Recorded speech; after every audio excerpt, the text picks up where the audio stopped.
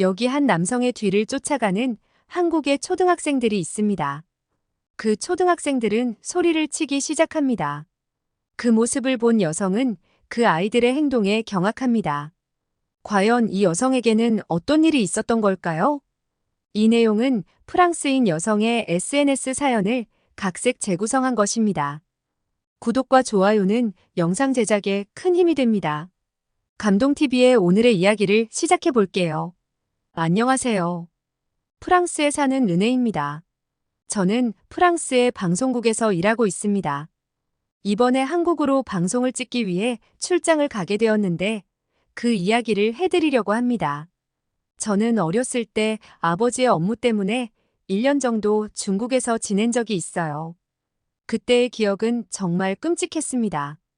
중국 사람들은 정말 지저분해서 잘 씻지 않았는데 같이 엘리베이터라도 타게 되면 그 냄새에 머리가 아팠고 코를 막고 있어야 했어요. 그리고 길거리에서 부끄러움을 모르는 행동도 많이 해서 얼굴을 돌려야 할 때도 많았어요.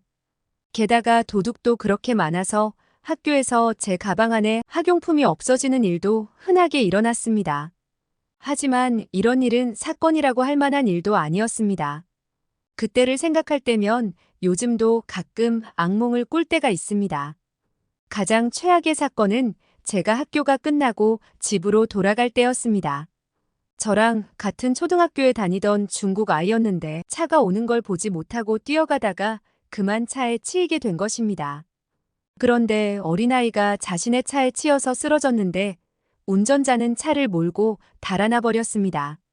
게다가 그 중국 아이가 바닥에 쓰러져 있는데 지나가는 어른들은 눈길도 주지 않는 것입니다. 저는 너무 놀라서 그 아이에게 다가갔고 지나가는 어른들을 붙잡고 제발 도와달라고 말했습니다. 하지만 그들은 모른 척할 뿐이었습니다. 그러다 겨우 어떤 사람이 구급차를 불러서 그 아이는 실려갔어요. 저는 멍하니 그 아이가 실려가는 모습을 바라봤습니다. 그날 너무 충격을 받아서 집에 오자마자 심하게 열이 나서 부모님이 굉장히 놀라셨어요.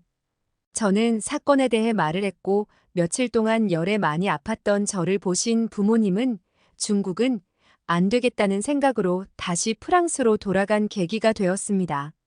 중국에서의 생활은 어린 제게는 끔찍한 기억이 들었습니다. 그래서 저는 아시아는 다시는 가고 싶지 않았고 아시아 사람은 모두 중국인 같다고 생각하게 되었습니다. 그런데 몇 달 전에 우리 방송국에서 프랑스 사람들을 대상으로 실험 카메라를 진행한 적이 있습니다.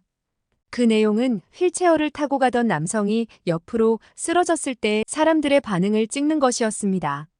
저는 아무리 그래도 휠체어를 탄 사람인데 도와주겠지 하고 생각했어요.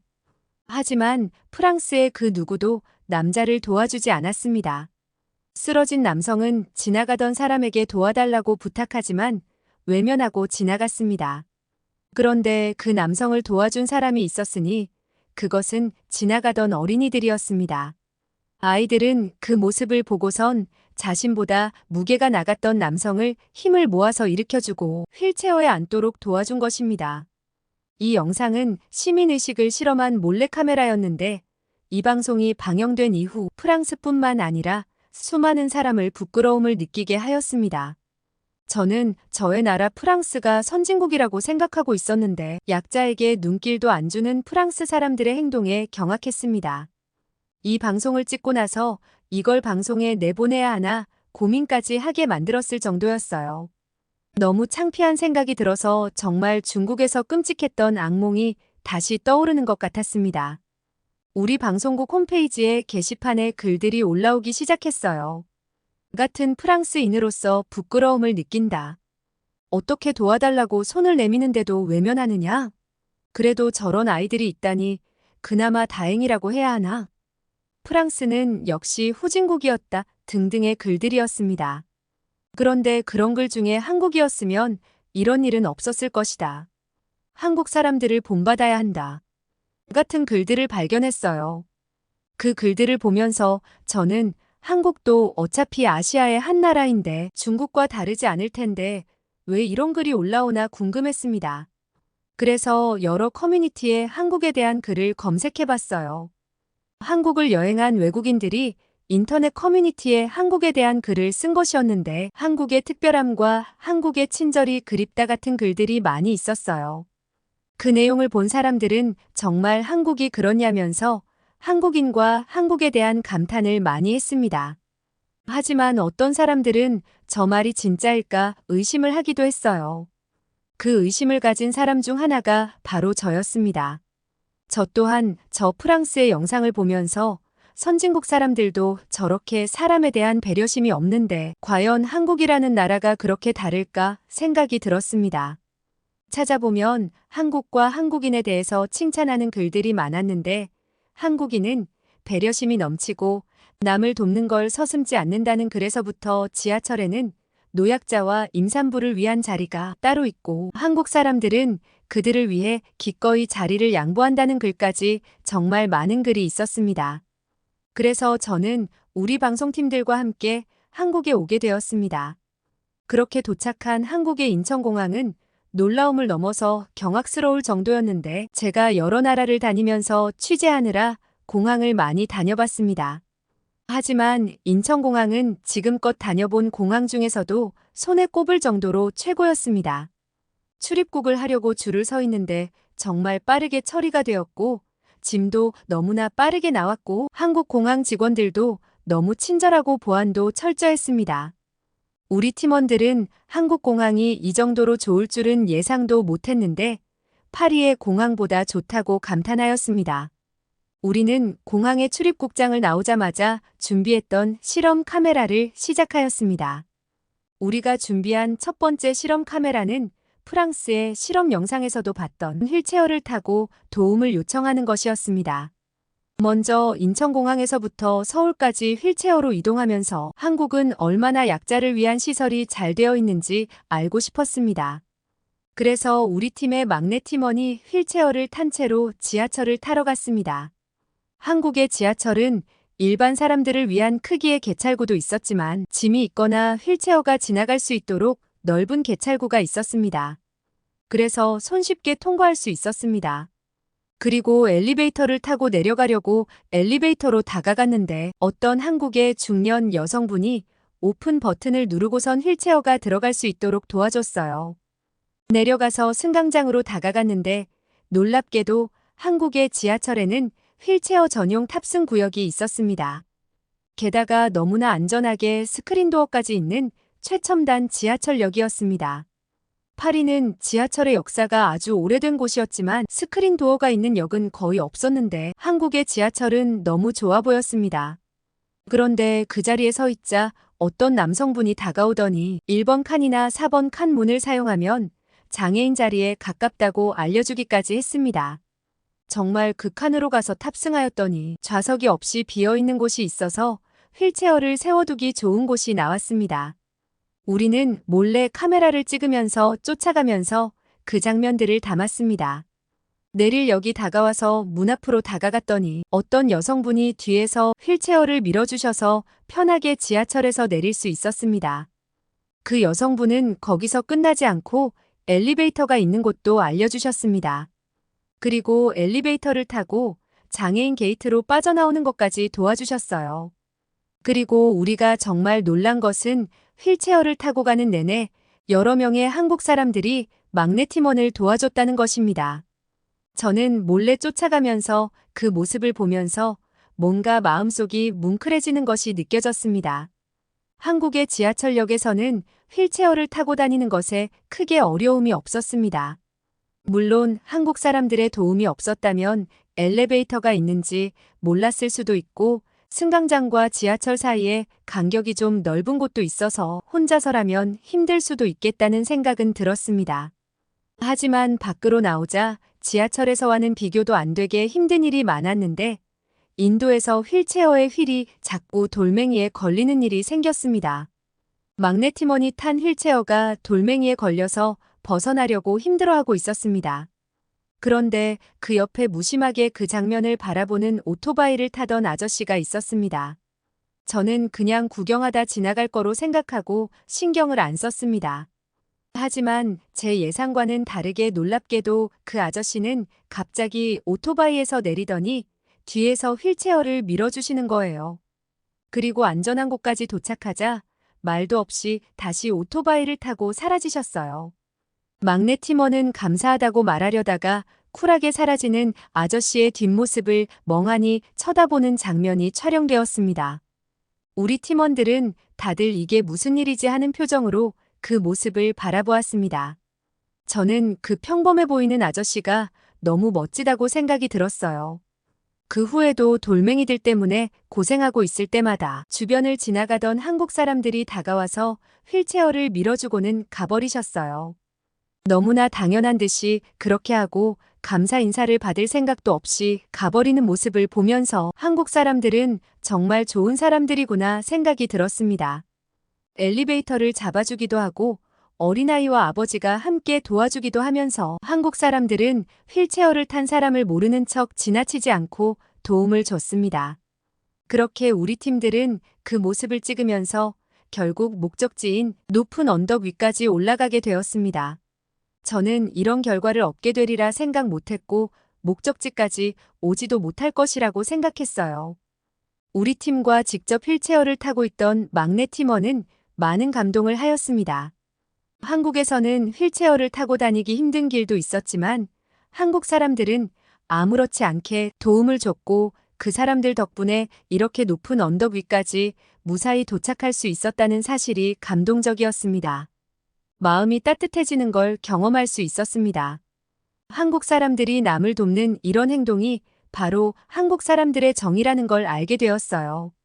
그날 수고한 우리 팀 팀원들과 함께 맛있다고 추천받은 한 식당으로 향했습니다. 한옥 모양으로 되어 있는 식당으로 갔는데 한우구이를 먹을 수 있는 곳이라고 했어요. 먼저 커다란 테이블 위에 반찬이 나왔는데 온갖 채소와 신기한 한국 음식들이 많이 나왔습니다. 다들 먹음직스러운 음식에 군침을 흘리면서 반찬들을 먹기 시작했어요. 저는 면과 채소들이 섞여 있었는데 부드러운 면이 조금 짭짤하면서도 달콤한 맛이 매력적이라서 잡채라는 이름을 외워뒀습니다. 팀원들은 정말 한국 음식들이 맛있다면서 반찬들을 하나하나 맛봤습니다. 그리고 잠시 후에 점원이 불이 붙은 숯이 가득한 통을 가져오더니 테이블 가운데 구멍이 뚫린 곳에 넣고 위에 금속으로 된 판을 올려줬어요. 그리고 고기를 구워줬는데 우리는 테이블에 앉은 채로 고기를 구워서 바로 먹을 수 있다니 놀랐습니다. 프랑스에서는 보통 조리가 다 된 요리가 나왔기 때문에 이건 정말 새로운 경험이었습니다. 불판 위에 천장으로 연결된 긴 호스로 고기의 연기가 빠져나가기 때문에 실내의 테이블 위에서 고기를 구워 먹을 수 있게 되어 있었습니다.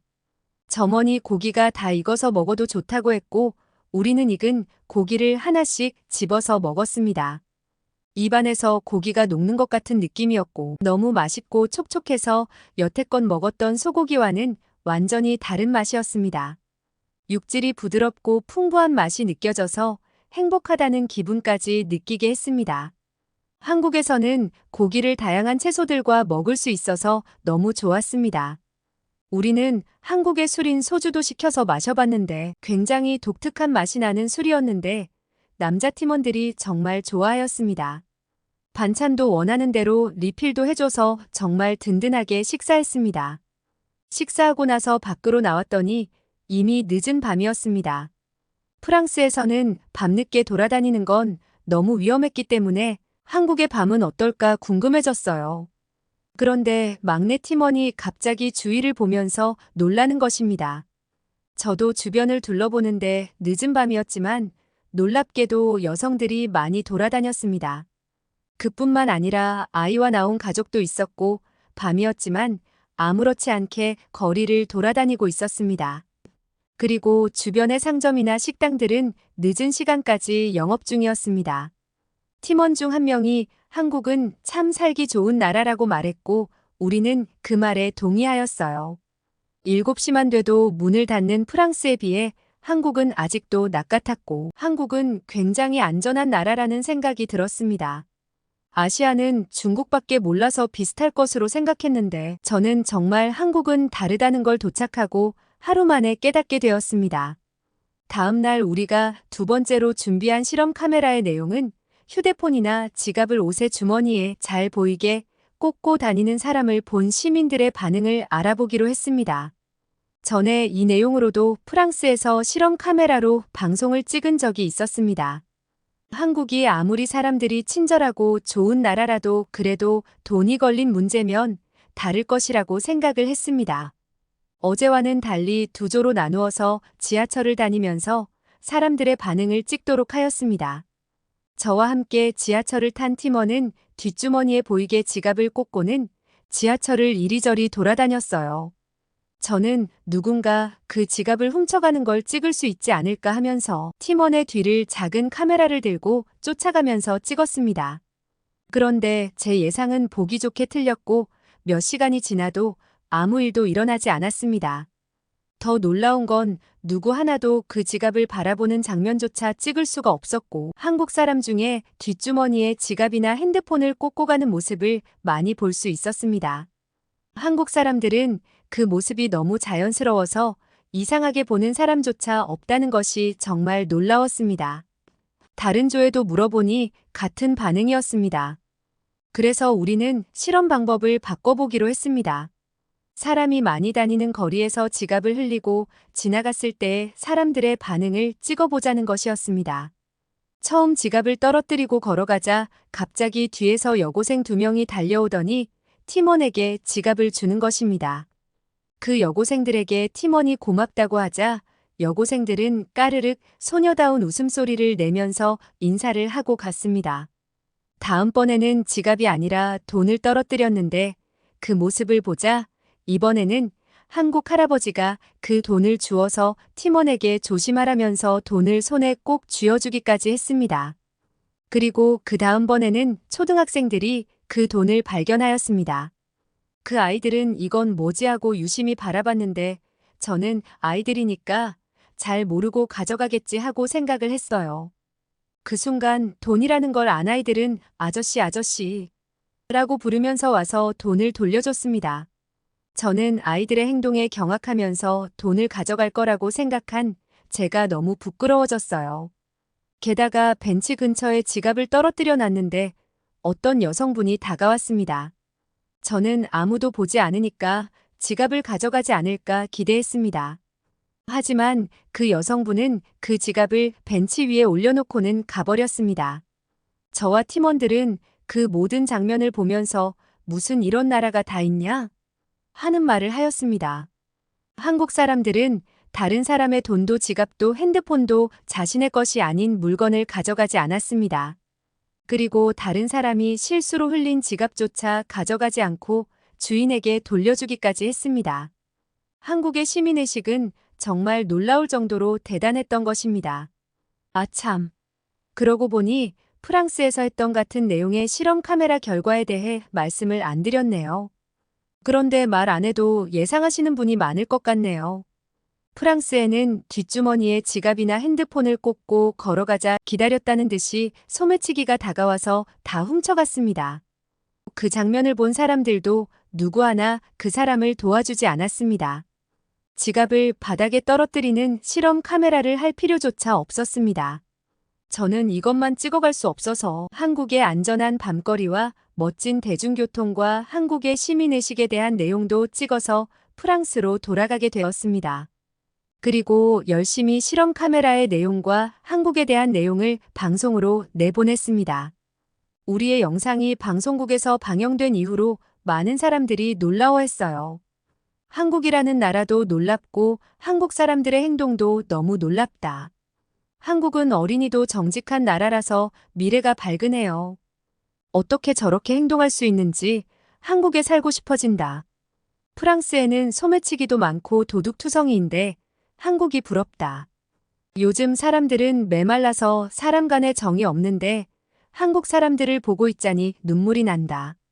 한국에 여행을 간 적이 있는데 한국 사람들이 저를 많이 도와줬던 게 생각이 나네요. 정말 많은 사람이 영상을 본 소감을 올렸습니다. 모두 한국 사람들의 행동에 감동한 것 같았어요. 직접 경험한 저도 한국의 정직함과 친절함이 정말 좋았습니다. 저는 아버지가 작년에 다리를 다치셔서 같이 여행하기 힘들어서 집에만 계시거든요. 한국을 다녀오고 보니 아버지와 함께 한국을 여행 가고 싶다는 생각이 들었습니다. 약자에 대한 배려와 믿을 수 있는 사람들이 사는 나라라면 다리가 불편한 아버지도 편하게 여행을 다니실 수 있을 것 같았거든요. 아시아 사람에 대한 편견을 깨게 해준 한국에 감사드립니다. 저의 이야기는 여기까지입니다. 여러분, 르네 씨의 이야기 어떻게 보셨나요? 세계 여러 나라에서 실험 카메라를 많이들 하면서 그 나라의 시민의식을 알아보는 경우가 있습니다. 프랑스 방송국에서 일하는 르네 씨는 한국 사람들에 대해 소문을 듣고선 그 소문이 사실일지 궁금해합니다. 그리고 한국에서 한국 사람들의 행동을 찍으면서 중국 사람들에 대한 안 좋았던 기억을 아시아 사람이 모두 그런 건 아니라는 걸로 바꾸게 됩니다. 아버지와 함께 여행 오고 싶은 나라로 한국을 말할 정도가 되어서 한국 국민으로서 무척 기쁜 사연이었습니다.